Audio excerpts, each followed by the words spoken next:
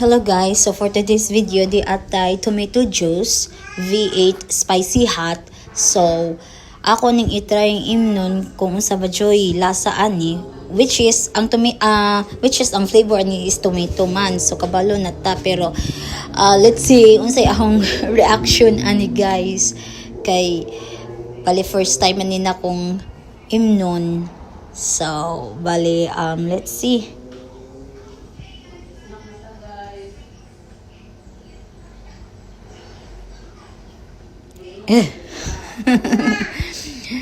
Weird guys,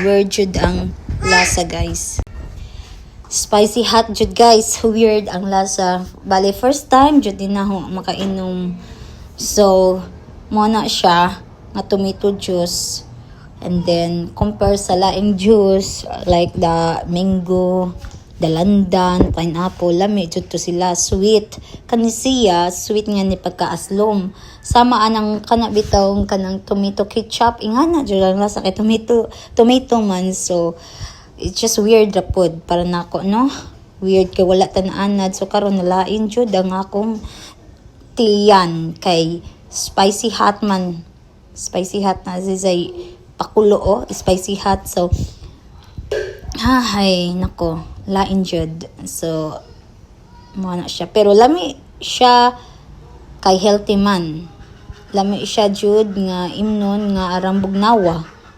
So kana sila gipadana sa kong pares kay iya kong patistingan lagi inuman ning V8 tomato juice, spicy hot pa jud.